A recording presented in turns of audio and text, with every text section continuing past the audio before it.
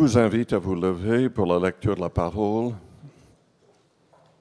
Je vais lire dans l'Évangile selon Luc, au chapitre 17, à partir du verset 7. Si vous avez manqué la nuit de prière, vendredi, je vous encourage à participer dans l'avenir. Plusieurs personnes m'ont dit après que c'était magnifique comme nuit de prière. Et ces personnes demandent si on ne pourrait pas le faire une fois par mois. Je ne sais même pas s'ils accepteraient qu'on ait la salle une fois chaque mois. Mais de toutes les manières, c'était bien cette nuit de prière.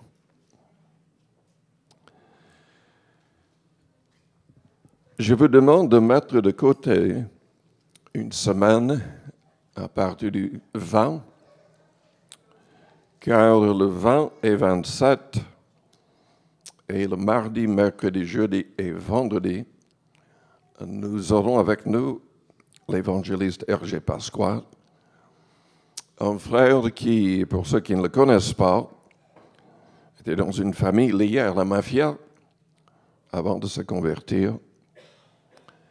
Et c'est quelqu'un qui a été utilisé de manière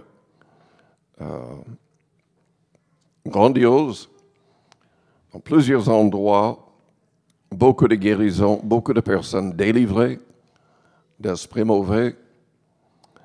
Et je vous encourage à vraiment mettre de côté cette semaine. Aidez-nous à distribuer les invitations et faites tout pour venir avec des personnes qui ne connaissent pas le Seigneur. Amen. Lisons donc dans Luc au chapitre 17 et au verset 7. C'est le Seigneur qui parle ici.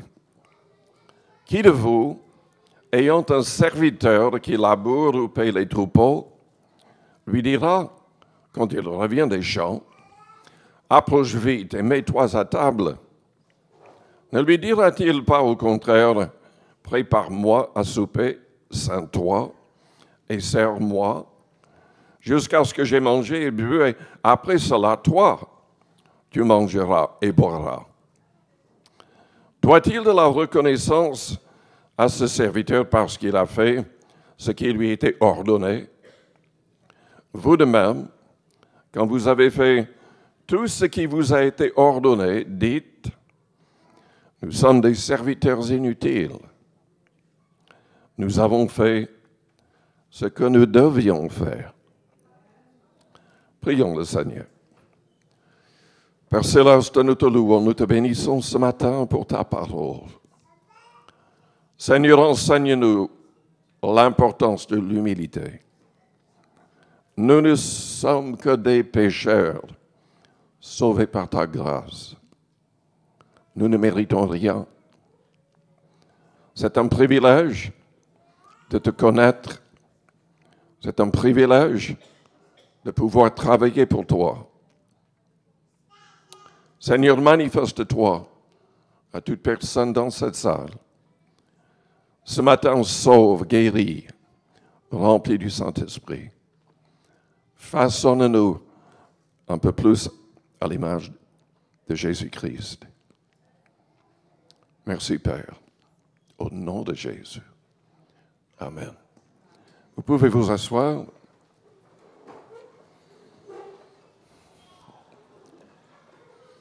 Est-ce que vous avez envie de servir le Seigneur?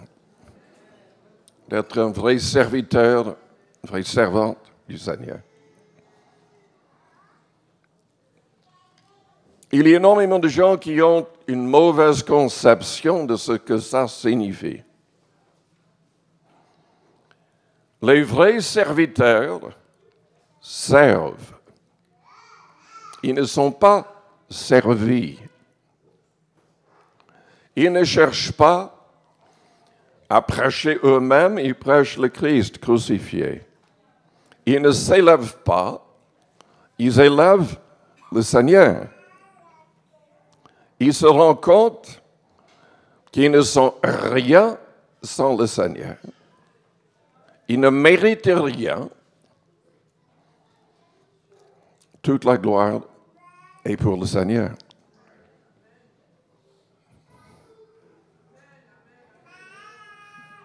Je vous écoute.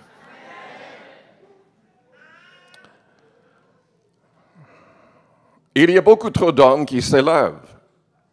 Ils se donnent des titres interminables. Dans l'église où je me suis converti, le pasteur voulait que les gens disent frère et rien d'autre. Parce que Jésus a dit dans Matthieu 23 de ne pas accepter des titres de directeur, de père, de rabbi, etc. Vous êtes tous des frères. Il est difficile, il est vrai, d'éviter le nom de pasteur parce que même quand on dit aux gens de dire frère, ils n'arrivent pas à le faire. Ils disent toujours pasteur. Mais le plus possible, il faut éviter les titres. On est là pour élever le Seigneur et non pas pour élever nous-mêmes. Et nous sommes quoi? Des serviteurs inutiles. Nous avons simplement fait ce qui nous a été ordonné de faire.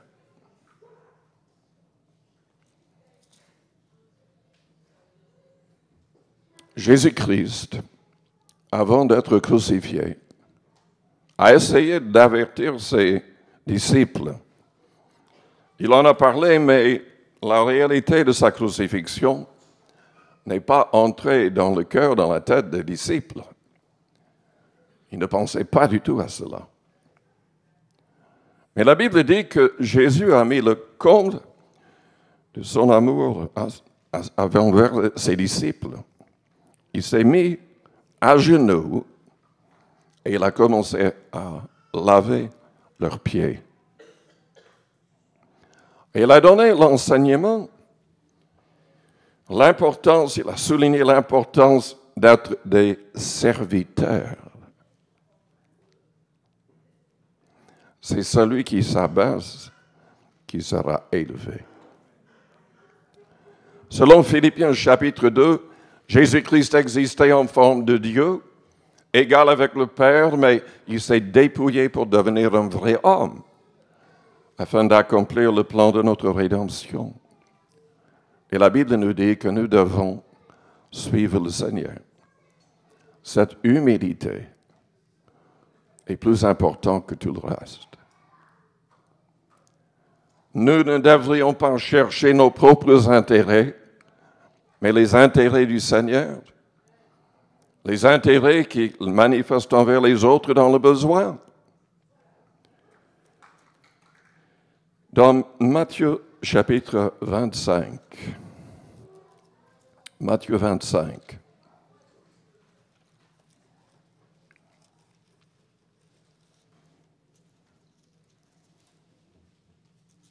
nous avons l'histoire du jugement des nations. Au verset 31, Jésus-Christ a dit, lorsque le Fils de l'homme viendra dans sa gloire avec tous les anges, il s'assiera sur le trône de sa gloire. Toutes les nations seront assemblées devant lui. Il séparera les uns d'avec les autres, comme le berger sépare les brebis d'avec les boucs. Et il mettra les brebis à sa droite et les boucs à sa gauche. Alors le roi dira à ceux qui seront à sa droite, venez, vous qui êtes bénis de mon Père, prenez possession du royaume qui vous a été préparé dès la fondation du monde. Car j'ai eu faim et vous m'avez donné à manger. J'ai eu soif et vous m'avez donné à boire. J'étais étranger et vous m'avez recueilli. J'étais nu et vous m'avez vêtu. J'étais malade et vous m'avez visité. J'étais en prison et vous êtes venus vers moi. Les justes lui répondront, Seigneur, quand avons-nous vu avoir faim et t'avons-nous donné à manger ou avoir soif et t'avons-nous donné à boire? Vous connaissez le reste de l'histoire. Il explique que quand on aide quelqu'un d'autre, c'est comme si on l'a fait pour lui. Ceux qui seront à sa gauche, qui seront envoyés dans les flammes les temps de feu, seront les gens qui n'auront rien fait pour aider les autres. Il s'agit de personnes vivant uniquement pour eux-mêmes. C'est quoi être un vrai serviteur? C'est quoi être un vrai disciple du Christ? Lisons dans Jacques, chapitre 1er.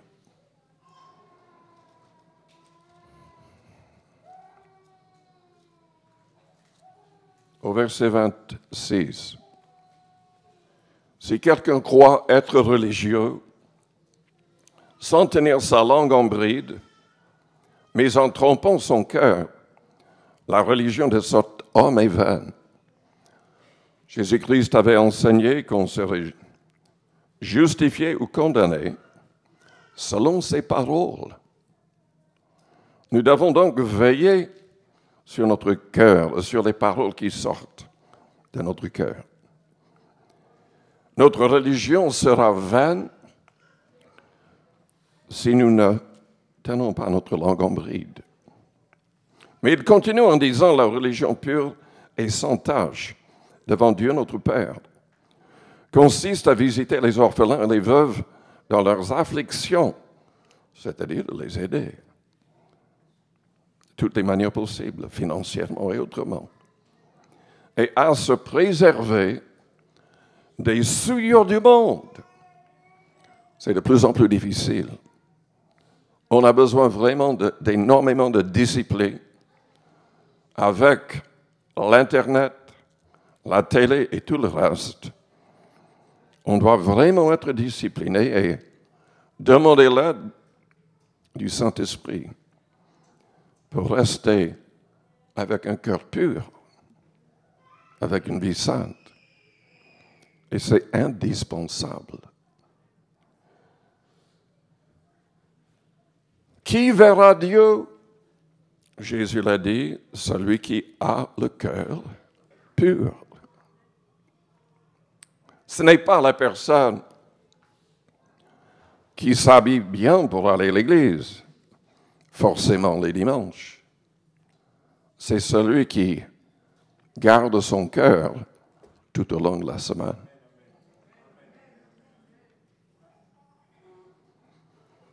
Comment être libre? Il faut méditer ce livre, jour et nuit. Le psaume 119 et le psaume 1er soulignent l'importance de la parole. Jésus l'a souligné aussi dans Jean chapitre 8. Il y a une puissance dans cette parole.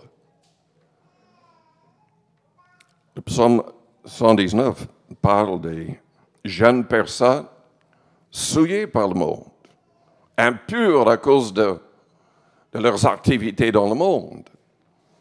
Comment se rendre pur, la Bible dit? En méditant, en mettant en pratique, en lisant le plus possible cette parole. Jésus a dit dans Jean 8, au verset 30, « Vous connaîtrez la vérité, et la vérité vous affranchira. Si vous demeurez dans ma parole, »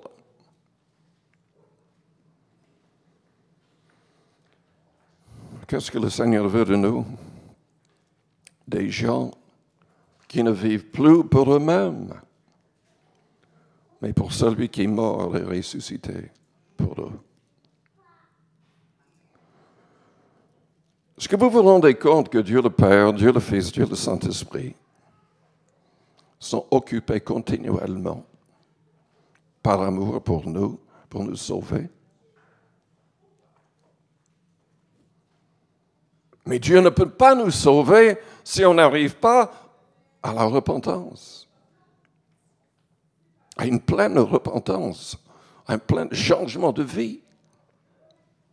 Il est là pour nous aider. Il nous a donné la parole pour nous aider.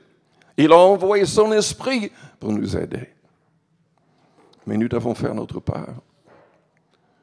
Nous devons faire notre part. Nous devons permettre que son esprit entre en nous et qu'il nous remplisse de l'amour de Dieu. Nous ne pouvons rien faire par nous-mêmes. Nous ne pouvons strictement rien faire par nous-mêmes. Et pourtant, nous avons notre part à faire. C'est quand Dieu voit que nous voulons qu'il nous donne la force de réussir. Vous n'arrivez pas à pardonner. Dieu exige le pardon. Et que cela vient de notre cœur. Il n'y a que le Saint-Esprit qui peut nous aider à accomplir cela. Il n'y a que le Saint-Esprit qui peut nous aider à aimer nos ennemis, des gens terribles. Jésus a dit dans Jean 14, au verset 15, « Si vous m'aimez, gardez mes commandements. » Il y a beaucoup de gens qui essaient de garder les commandements qui sont énumérés dans la Bible, mais n'arrivent pas. Et pourquoi est-ce qu'ils n'arrivent pas? Parce que quelque part, il y a un manque d'amour pour le Seigneur. Si on aime le Seigneur plus que tout, si l'amour du Père est en nous, on arrivera. Mais écoutez-moi bien.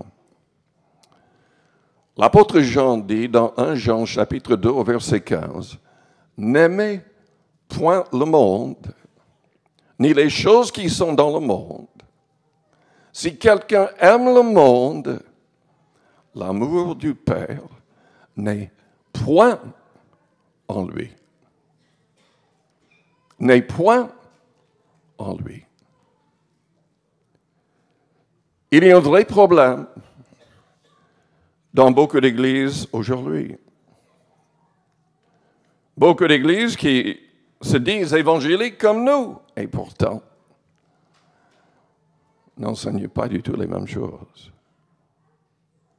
Ils enseignent certaines choses qui correspondent. Mais déjà, il y a un problème au niveau des titres. Un problème au niveau de l'orgueil. Un problème parce que trop de personnes veulent être servies au lieu d'être de vrais serviteurs. Et le problème est dans les rangs également. Il y a des gens qui veulent que le pasteur vienne tous les jours les visiter, les encourager. Écoutez-moi bien, ça n'est pas du tout l'enseignement du Nouveau Testament. La Bible nous dit dans Éphésiens chapitre 4 que les responsables dans une église locale sont là pour former les membres de l'église pour qu'eux, ils s'occupent de ces choses, les visites et tout le reste.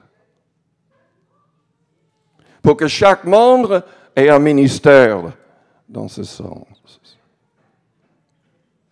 Je ne vous entends pas. C'est une nouvelle doctrine pour vous. C'est la vérité. Souligné dans Éphésiens chapitre 4. Dieu désire que chaque membre dans l'Église locale arrive à la stature parfaite de Jésus-Christ. C'est ça le but. Et que tous soient des bergers. Veillons les uns sur les autres, selon Hébreux 10 au verset 24. Veillons les uns sur les autres. Vous voulez vraiment être un serviteur? Ah, j'entends pas autant de personnes. C'est pas une question piège, quand même.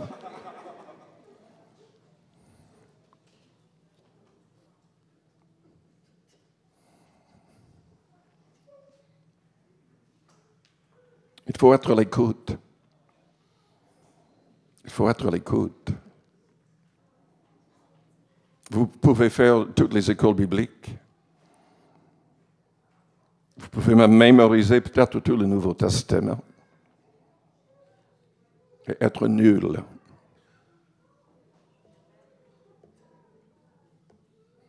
Et ne toucher personne avec vos paroles. Le jour de la Pentecôte, Pierre s'est levé, la Bible dit, rempli du Saint-Esprit. Il n'avait pas eu le temps de préparer un message. Il a permis que le Saint-Esprit lui donne le message. Et 3000 âmes se sont converties. 3000 âmes. Mon pasteur à moi ne voulait pas être pasteur. Il a fui pendant 2 années. Il est très jeune. Et finalement, il a accepté. Et vous savez, à notre mariage, il avait déjà eu 40 années de ministère dans cette église et il me disait qu'il avait toujours le trac avant de prêcher.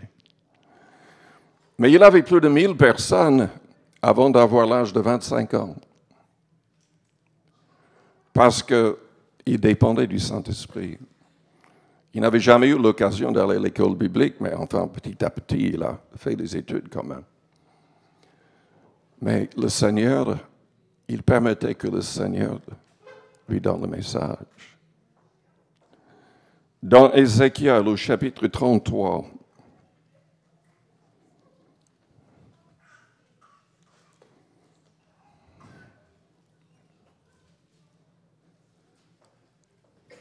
au verset 7, Dieu est en train de parler au prophète.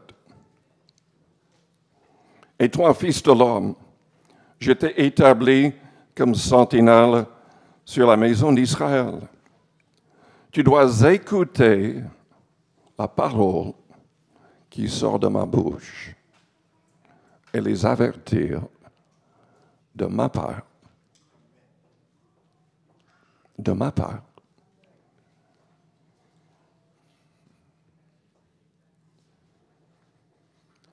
Tous les messages devraient avoir un élément prophétique.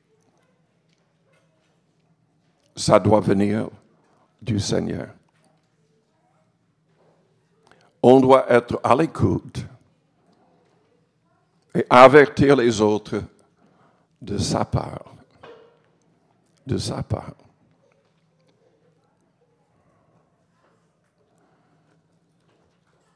Pour cela, il faut qu'on soit renouvelé aussi au niveau de notre intelligence.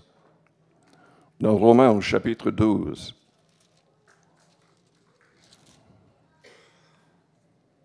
au verset 1er, la Bible dit « Je vous exhorte donc, frères, par les compassions de Dieu, à offrir vos corps comme un sacrifice vivant, saint, agréable à Dieu, ce qui sera de votre part un culte raisonnable. »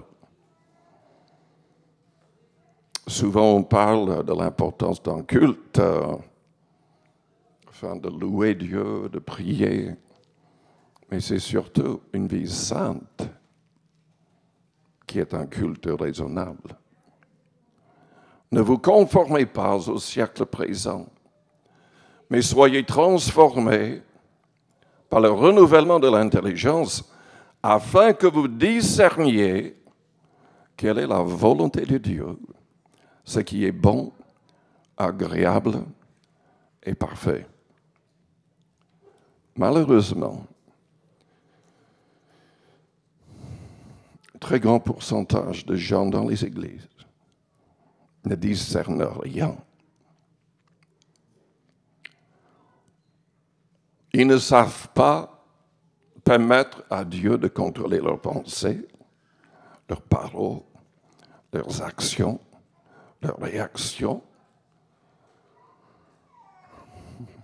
Ils ne veulent même pas penser à leur apparence, à leurs attitudes, à leur mobile. Mais Dieu a son plan pour chaque détail de notre vie. Sommes-nous à l'écoute? Il y a beaucoup trop de gens qui viennent vers le devant dans les églises, qui demandent que Dieu pardonne leurs péchés, mais en fait, ils ne savent même pas ce que c'est le péché. Ils ne comprennent rien du tout. Le péché, c'est chaque fois qu'on n'est pas exactement comme Jésus.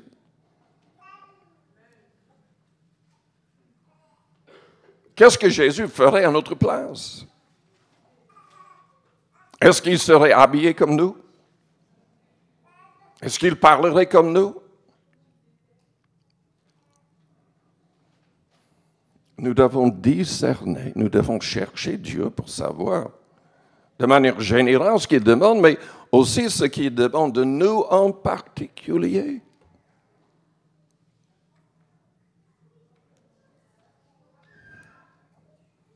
Il y a des choses que je ne ferai jamais. D'autres chrétiens font ces choses. Je ne les juge pas. C'est entre eux et le Seigneur. Mais Dieu m'a dit que moi, je ne dois pas faire certaines choses. On doit être à l'écoute du Seigneur. Amen. Et on ne doit jamais aller contre sa conscience. C'est important d'être plus strict avec soi-même que de se tromper en étant trop libéral.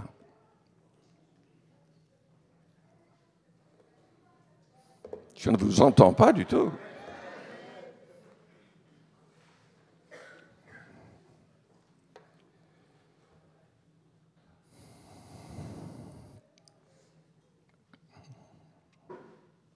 L'humilité. Il faut que j'en parle de nouveau. Parce que 2 fois, dans Jacques 4, dans 1 Pierre 5, la Bible souligne le fait que Dieu résiste aux orgueilleux, mais qu'il fait grâce aux humbles. Vous voulez réussir la vie chrétienne, vous voulez être utilisé par le Seigneur, vous voulez que votre vie compte pour quelque chose, humiliez-vous toujours davantage. J'ai parlé avec une femme il y a des années qui m'a dit, mais je suis prête à m'humilier devant Dieu, mais jamais devant un homme. Elle me l'a dit comme ça.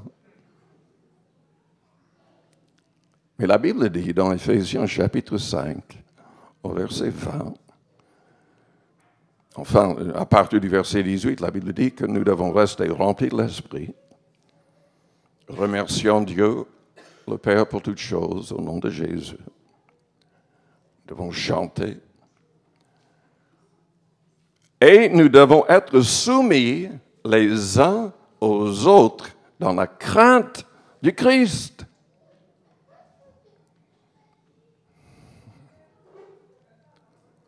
L'humilité est indispensable pour rester en contact avec Dieu.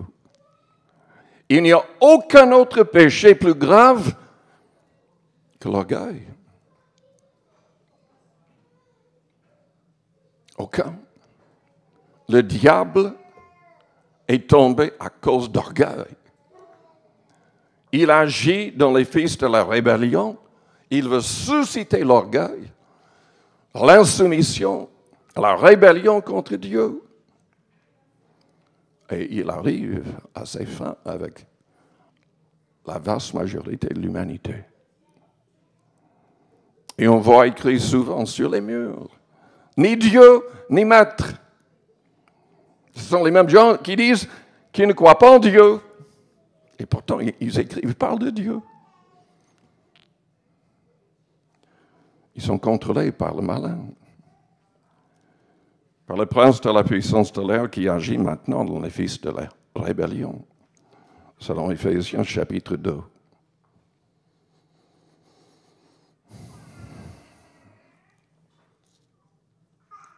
Lisons dans Matthieu 25.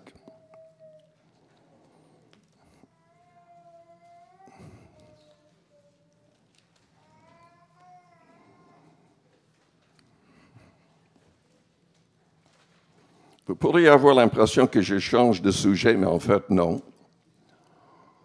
Si nous voulons être des serviteurs, c'est important d'utiliser toute notre énergie, nos talents et notre argent, notre temps, pour Dieu et les autres. Nous devons oublier nous-mêmes. Nous devons oublier nos propres intérêts.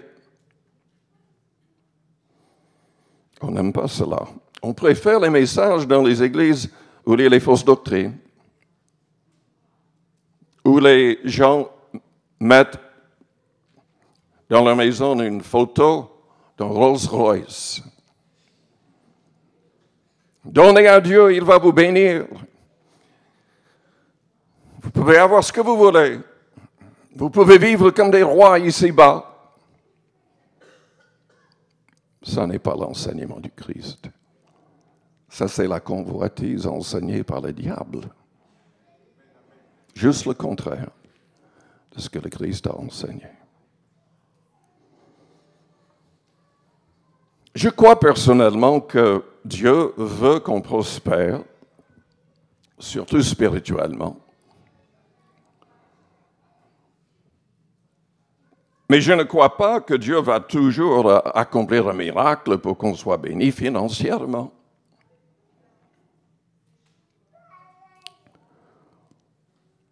Vous connaissez sans doute Malachie 3 qui parle des dîmes, des offrandes volontaires en plus. J'avais dit aux Israélites à l'époque qu'ils étaient sous une malédiction parce qu'ils ne donnaient pas les dîmes et davantage par la foi. Mais Dieu n'a jamais promis dans ce chapitre de bénir miraculeusement. Qu'est-ce qu'il a dit? Il a dit qu'il allait empêcher celui qui dévore de dévorer leur champ. L'accent est quand même mis sur la responsabilité de chacun. Il fallait qu'il travaille. Il y a des gens qui donnent. Il y a même des gens qui se mettent en détresse, donnant, croyant que Dieu va les bénir miraculeusement. Ça ne marchera pas. Vous allez avoir des problèmes. Paul dit carrément, il ne faut pas mettre en détresse pour aider les autres. Il faut aider les autres, mais déjà, il faut faire ce que la Bible dit dans Éphésiens chapitre 4, verset 28, que celui qui dérobait ne dérobe plus, mais qui travaille avec ses mains, faisant ce qui est bien, pour avoir de quoi donner à celui qui est dans le besoin. Déjà, il y a deux principes soulignés. Dieu est contre la paresse. Il y a des gens qui veulent que Dieu les bénisse. Et je connais même des gens qui ont abandonné le Seigneur parce qu'ils ont échoué avec le bac et d'autres, à d'autres niveaux. Mais Dieu vous dit, il faut étudier. Ce n'est pas sa responsabilité. Si vous n'avez pas étudié, vous allez échouer. Ce n'est pas la responsabilité de Dieu de vous aider miraculeusement. C'est à vous d'étudier. Ce n'est pas à Dieu de vous bénir miraculeusement si vous ne travaillez pas. Et là, j'entends aucun Alléluia. Et pourtant, c'est la vérité.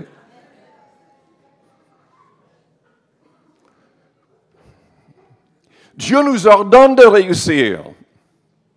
Dieu nous ordonne de prospérer.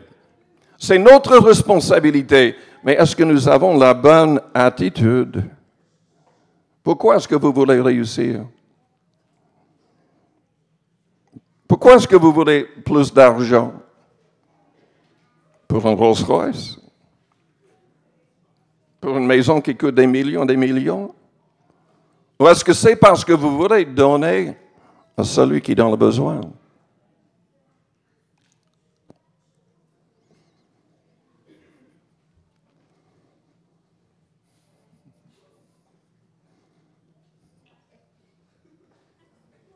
J'attends pour que ça entre dans votre cœur.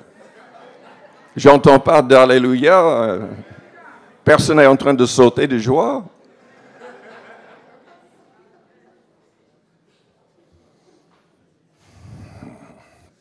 Matthieu 25, parabole des talents, à partir du verset 14. Je ne vais pas le lire, vous le connaissez sans doute. Un maître donne de l'argent, appelé talent à l'époque, à 3 serviteurs. Qu'est-ce qu'il devait faire avec l'argent? Le faire valoir. Il devait travailler, investir, pour que le maître, à son retour, ait davantage. Jésus parlait de quoi? Avec cette parabole. Il souligne le fait que le 3e homme qui a été envoyé en enfer, à cause de sa paresse. Parce qu'il n'a rien fait avec ce que Dieu lui avait donné. C'est notre responsabilité de prospérer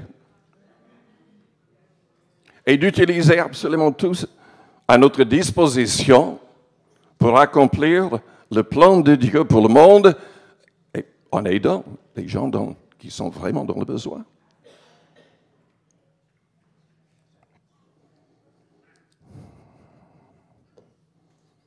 Dans Matthieu 6, au verset 19, il faudrait, avant de lire, que je souligne la réalité que tout ce que Jésus a enseigné n'est pas facultatif.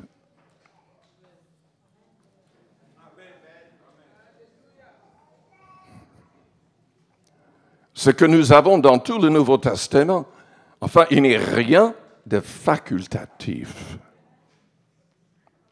Si nous ne vivons pas ainsi, si nous ne mettons pas cela en pratique, au jour du jugement, nous allons avoir de graves problèmes.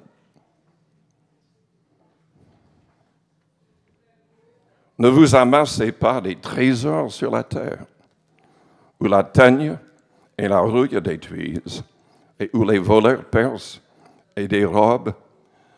Mais amassez-vous des trésors dans le ciel où la teigne et la rouille ne détruisent point, et où les voleurs ne percent ni ne dérobent, car là où est ton trésor, là aussi sera ton cœur.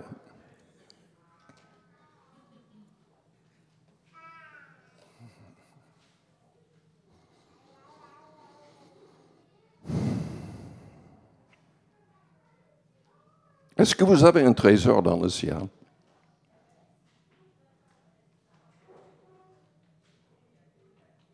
Est-ce que vous avez un trésor dans le ciel?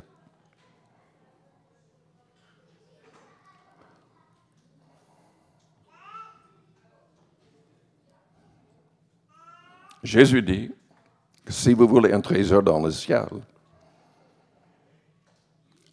c'est à vous, c'est votre responsabilité de donner.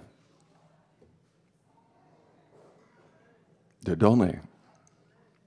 Non pas de donner aux faux prédicateurs qui sont souvent des sorciers marabouts, se disant pasteurs, mais en donnant vraiment là où l'argent peut aider les gens à se convertir et où l'argent peut aider les vrais pauvres. Vous vous souvenez de l'histoire du jeune homme riche, il voulait la vie éternelle. Jésus lui a dit de garder les commandements. Ensuite, il lui a dit, mais il te manque une chose. Vends tout ce que tu as. Donne-le aux pauvres et viens me suivre. Vous vous rendez compte, cet homme avait le privilège, la possibilité de devenir un des apôtres, de voyager avec le Seigneur, de voir de près tout ce qu'il allait accomplir. Mais la Bible dit qu'il est parti tout triste parce qu'il avait énormément de richesses et il ne voulait pas tout donner. Le Seigneur ne demande pas cela à tout le monde. Mais je peux vous dire, quand quelqu'un est vraiment touché par le Saint-Esprit, quand quelqu'un est réellement converti, la personne a vraiment envie de donner. Vous vous souvenez de Zachée, le publicain, l'escroc, percepteur d'impôts, méprisé par tout le monde. Jésus s'invite dans sa maison. Grâce à ce contact avec le Christ, son cœur est touché. Qu'est-ce qu'il dit? Je donne la moitié de mes biens aux pauvres. Si j'ai trompé qui que ce soit, je vais lui rendre le quadruple. Et Jésus a dit quoi? Le salut est entré dans cette maison aujourd'hui. Dans les Actes des Apôtres, vous savez, sur l'Internet, il y a des gens qui sont en train de parler contre la dîme, contre les offrandes, même contre le fait que ceux qui prêchent soient soutenus financièrement. La Bible parle de ces choses quand même. Mais les premiers chrétiens, ils ne s'arrêtaient pas avec l'idée de la dîme. Souvent, ils donnaient absolument tout, sans que qui que ce soit le demande. Quand il y avait les 3000 âmes qui se sont converties,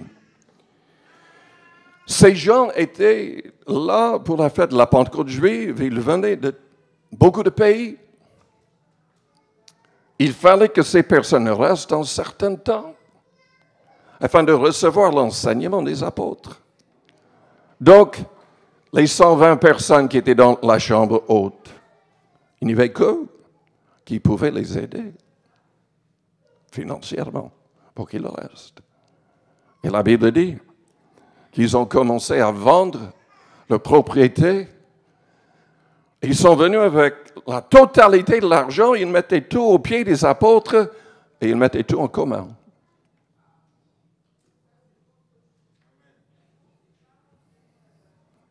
Quand le Saint-Esprit agit, les gens donnent.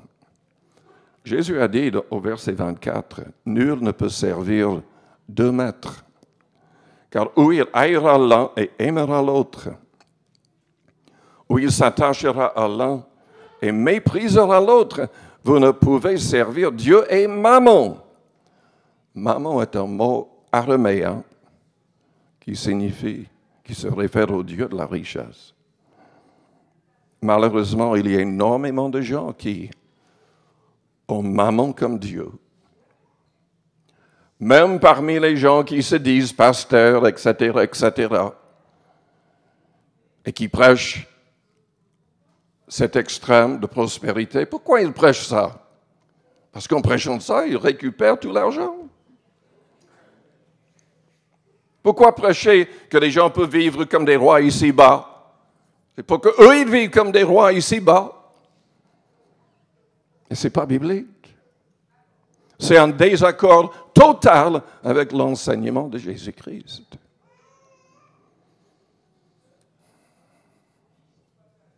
Je vais m'arrêter là. Vous avez compris le message? J'étais assez clair? Père Céleste, nous te louons. Nous te bénissons. Seigneur, aide-nous à être des serviteurs. Nous ne sommes pas sur cette terre pour être servis, mais pour servir. Nous ne sommes pas ici pour s'amasser des trésors ici-bas. Nous voulons accomplir ton plan. Nous voulons que les âmes autour de nous soient sauvées. Nous voulons te suivre pour gagner des âmes. Et nous voulons avoir de quoi donner à ceux autour de nous qui ont vraiment besoin. Change notre mentalité. Délivre-nous de mammon. Délivre-nous de ce désir d'avoir les choses du monde. Car alors, l'amour du Père ne sera point en nous. Change-nous. Montre-nous notre responsabilité de réussir, de prospérer, mais afin de donner. Pas uniquement de notre argent, mais de nous-mêmes, en totalité.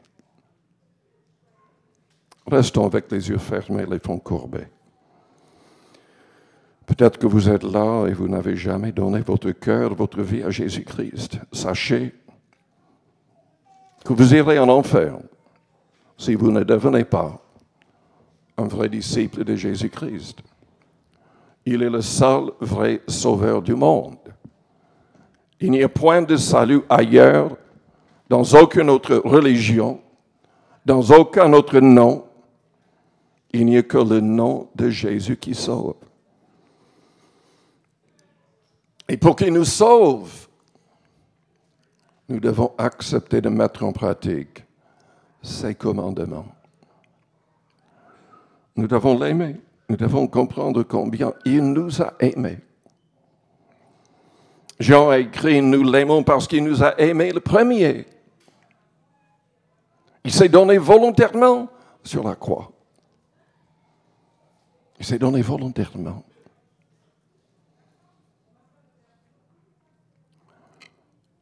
Si vous n'avez jamais donné votre cœur au Seigneur, ou si vous êtes là et vous vous rendez compte que vous êtes éloigné du Seigneur, il y a du péché dans votre vie, vos attitudes ne correspondent pas avec la Bible, votre vie ne correspond pas avec la Bible. Si vous avez besoin de prière, pendant que les yeux restent fermés, les fronts courbés, faites-moi signe. En élevant votre main juste pour l'instant. Il y a plusieurs personnes. Merci. Merci. Que le Seigneur vous bénisse. Que le Seigneur vous aide. Père Céleste, je prie pour les personnes qui viennent d'élever la main, que toutes ces personnes entrent dans une relation profonde de vrais disciples avec toi. Remplis-les du Saint-Esprit. Délivre-les de l'orgueil, de l'égoïsme, de ce désir pour les choses du monde. Délivre-les des souillures du monde, des habitudes mauvaises, des œuvres de la chair. Aide-les, aide-nous tous à marcher selon ton esprit.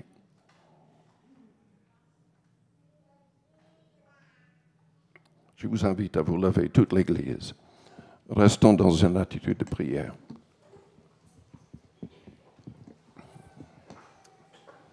Jésus-Christ nous a demandé de prier les uns pour les autres avec l'imposition des mains en son nom. Je voudrais prier pour les personnes qui viennent d'élever la main, mais aussi pour toutes les personnes qui ont besoin d'un miracle. Peut-être que vous êtes malade. Peut-être qu'il y a un problème dans un autre domaine. Peut-être dans la famille. Vous avez besoin vraiment d'un miracle de la main du Seigneur. Venez vers le devant. Tout est possible à celui qui croit, Jésus-Christ a dit. Venez. Commencez à prier à votre manière. Et nous prierons pour vous. Venez élever vos mains vers le ciel, comme un signe de foi, comme pour recevoir. comme un signe de soumission. Dites au Seigneur, me voici. Transforme-moi, aide-moi. Je ne suis rien sans toi.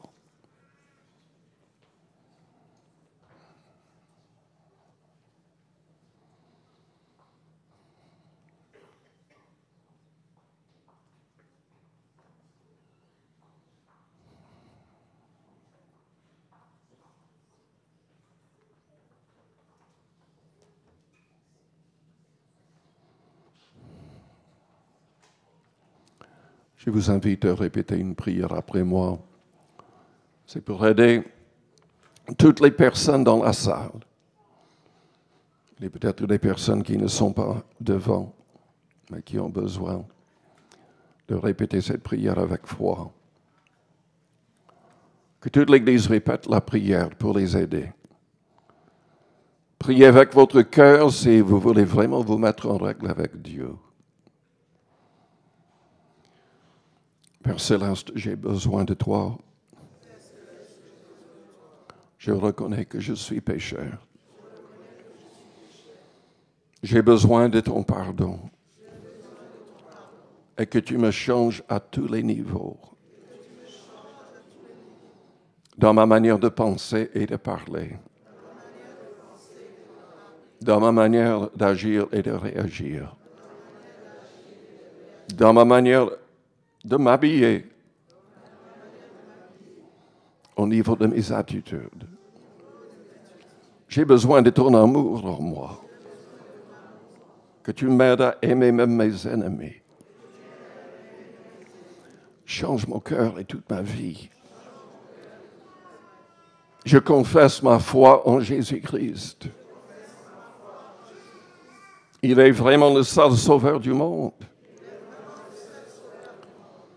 Il est mort volontairement pour mes péchés. Tu l'as ressuscité parce qu'il était sans péché. Et c'était pour ma justification. Tu l'as fait monter en gloire et le Saint-Esprit a été envoyé. Éloigne de moi tout esprit mauvais et impur. Que ton Esprit Saint entre en moi.